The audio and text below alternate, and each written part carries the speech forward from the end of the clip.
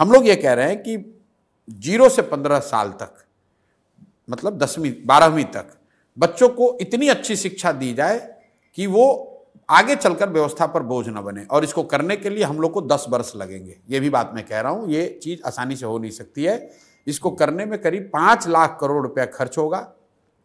हर साल इसको हम लोग 50,000 करोड़ रुपया खर्च करके करेंगे, और जिसके तहत बिहार के हर प्रखंड में नेतरहाट जैसा एक विश्व स्तरीय विद्यालय हम लोग हर साल बनाएंगे, ताकि अगले 5 वर्षों में कम से कम हर प्रखंड में 5 नेतरहाट जैसे विद्यालय जरूर बन जाएं।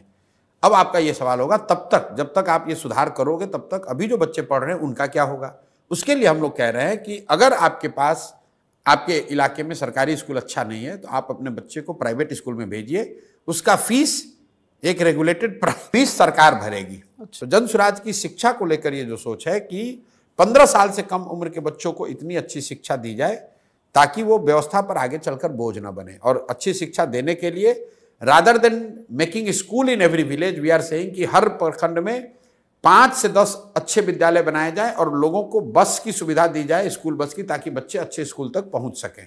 और जब तक ये व्यवस्था को बनाने में जो 5 साल समय लगे, 10 साल, तब तक लोगों को प्राइवेट स्कूल में पढ़ने का ऑप्शन दिया जाए। दूसरी बात जो हम लोग कर रहे हैं रोजगार की, 15 साल से 50 साल की उम्र के लोगों को अब वापस आप पढ़ाकर डॉक्टर इंजीनियर नहीं बना सकते हैं। उनके हाथ में स्वरोजगार के लिए पूंजी दिया जाए। 3 बातें जो हम लोग कह रहे हैं, रोजगार कैसे आएगा। पहला बात हम लोग कह रहे हैं कि उसको पूंजी दिया जाए। बिहार में पूंजी की बहुत कमी है।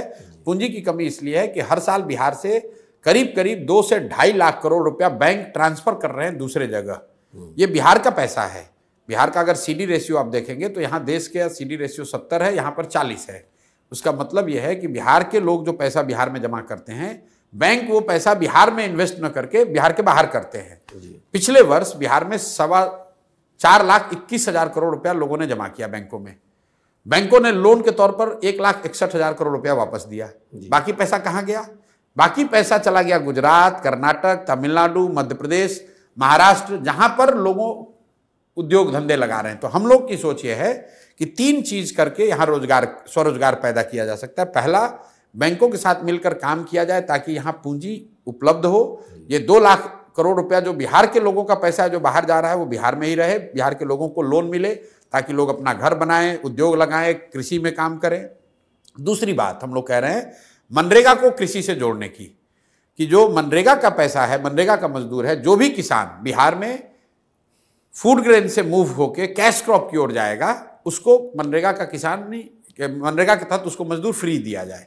उससे क्या होगा कि लैंड की प्रोडक्टिविटी बढ़ेगी और बहुत बड़ी संख्या में जो एग्रीकल्चर से जुड़े हुए मजदूर हैं जो पंजाब हरियाणा जा रहे हैं, उनको यहीं पर मजदूर मिलने लगेंगे। क्योंकि जमीनी सच्चाई ये है कि जहां लाखों लोग, बिहार के लोग बाहर जाकर खेती में खेतों में मजदूरी कर रहे हैं, बिहार के खेतों में काम करने के लिए मजदूर नहीं है।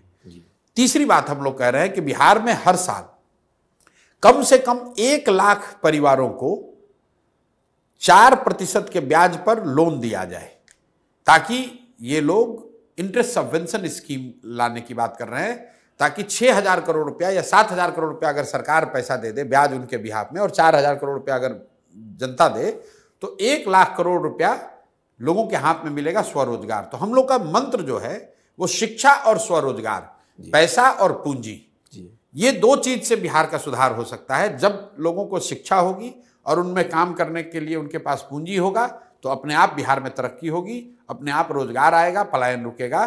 सिर्फ सरकारी नौकरी का वादा करके या 2, 4, 10 फैक्ट्री लगाकर बिहार की जनता को और बिहार से गरीबी दूर नहीं की जा सकती है।